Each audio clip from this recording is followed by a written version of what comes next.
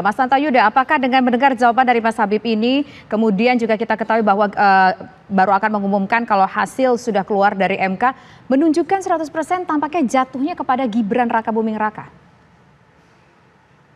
Ya, betul yang ditunggu memang MK. Ketika MK menolak, maka opsi Mas Gibran tertutup.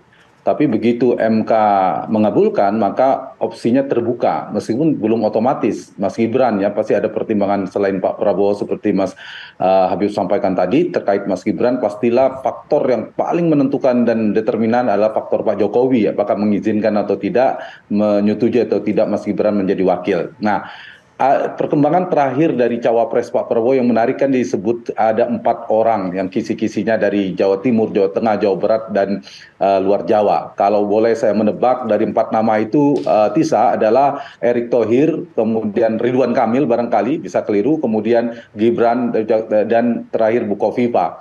Dari 4 ini, kalau kita lihat kebutuhan objektif secara objektif dan realistis ya kebutuhan Pak Prabowo maupun Mas Ganjar secara elektoral ingin memenangkan pertarungan, ada 3 faktor paling menentukan. Satu faktor elektabilitas, yang kedua faktor Jokowi, dan ketiga adalah faktor NU.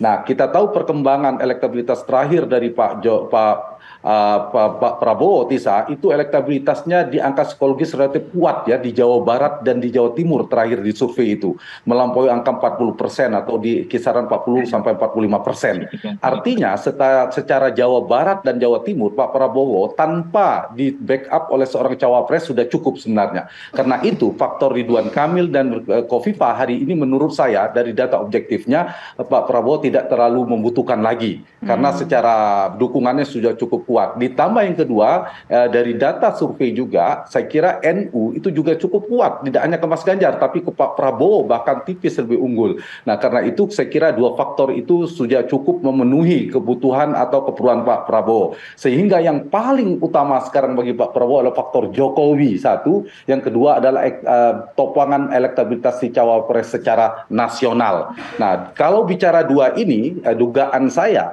Tisa, saya menyimpulkan sementara perkembangan per hari ini, cawapres Pak Prabowo Subianto akan berkisar pada 2 orang. Pada anak kandung Pak Jokowi atau anak emas Pak Jokowi.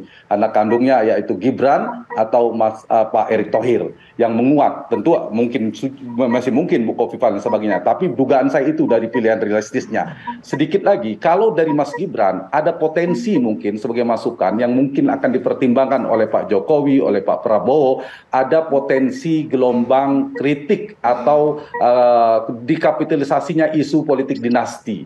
Yang kedua bisa jadi adalah kontraksi politik hubungan Pak Prabowo dan Pak Jokowi dengan Ibu Mega di PD Perjuangan itu semakin panas, semakin bukan hangat tapi sangat panas. Ini yang menjadi.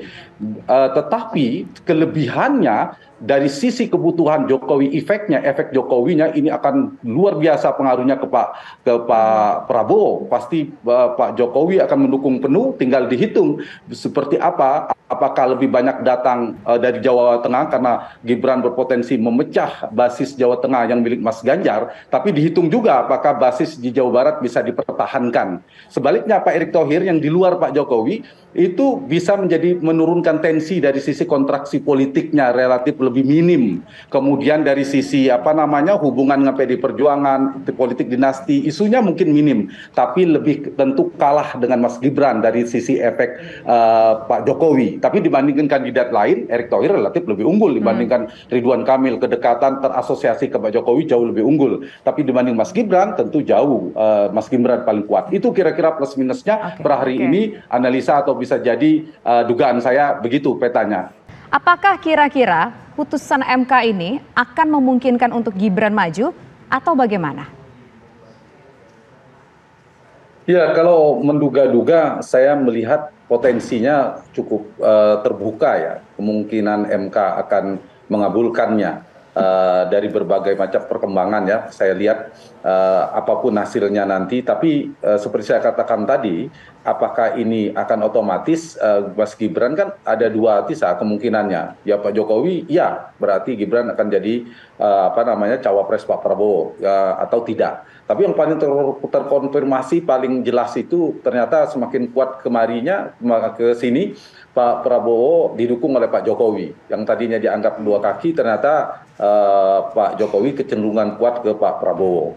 Yang kedua, yang tadi saya menyambung pertanyaan ke Mas Habib dari Tisa dan Ken tadi adalah soal penerimaan dari partai politik. Menurut saya tingkat akseptabilitas tertinggi justru ada di Gibran. Kenapa? Ada dua faktor.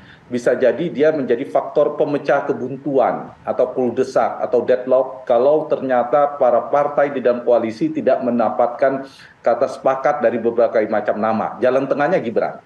Itu mungkin saja. Yang kedua, Pak Prabowo adalah kingmaker yang mengambil pengambil keputusan terkuat ya di luar Pak Prabowo tentunya. Saya kira juga punya pengaruh. Jadi kalau Mas Gibran di fase kandidasi ini pencalonan justru lebih mudah, lebih cepat dan tidak alot, kira-kira gitu.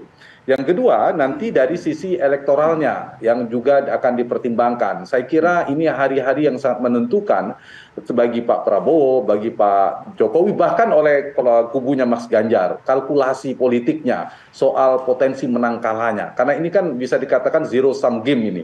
Ini berhadapan head to head ini dengan PD Perjuangan, dengan Ibu Mega dan seterusnya. Jadi kalau ternyata punya potensi menang yang besar dan Pak Jokowi punya keyakinan itu, dugaan saya Mas Gibran akan menjadi cawapres Pak Prabowo.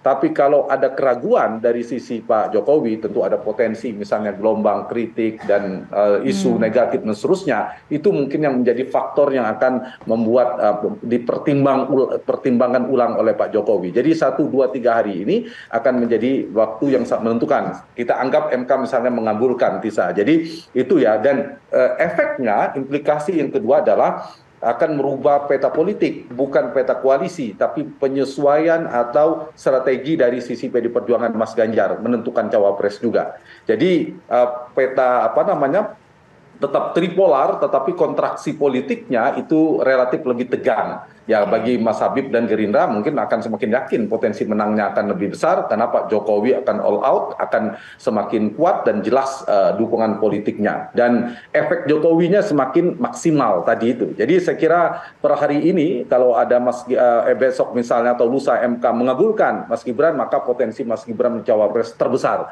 Tapi kalau Mas Gibran ternyata tidak dikeluarkan, kartu Gibran ini tidak dikeluarkan oleh Pak Jokowi, maka Pak Erick Thohir menurut saya kartu selanjutnya Pak Jokowi dan Pak Prabowo yang dikeluarkan. Tentu ada nama Bu Kofifa dan lain sebagainya. Ya. Mas Hanta, kalau Prabowo dan Gibran potensi menangnya besar, artinya nanti Pilpres akan berlangsung 1 putaran kah?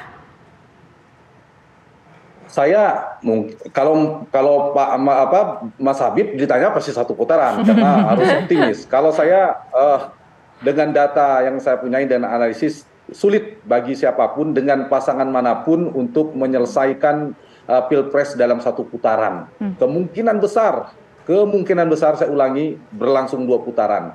Dan tinggal siapa masuk putaran kedua. Per hari ini ya datanya memang Pak Prabowo lalu Mas Ganjar yang berpotensi untuk masuk di putaran kedua berdasarkan data per hari ini. Tapi kan Pilpres bukan minggu depan, Pilpres bulan Februari. Artinya Pak Anies juga masih memiliki potensi kalau ada fluktuasi, ada perubahan, ada tren yang berubah dari elektabilitasnya. Jadi saya ingin menjawab pertanyaan tadi, maka potensi Pak Prabowo berpasangan dengan Mas Gibran semakin besar lolos di putaran pertama dan masuk putaran kedua. Nah, melawan siapa, dan itu juga saya kira sangat penting ya. Dan dalam spektrum politiknya yang diuntungkan Pak Prabowo hari ini kan karena 2 hal. Dia berada seolah di tengah. Ada Mas Ganjar, ada Mas Anies. Nah, pemilih di tengah ini yang relatif cukup banyak. Nah, cuma yang harus diantisipasi juga di putaran kedua, pergeseran seperti apa. Kalau misalnya tensi politiknya saya katakan tadi, petanya masih bipolarnya, 2 porosnya Jokowi non-Jokowi. Nah, ini juga harus siap-siap Partai Gerindra.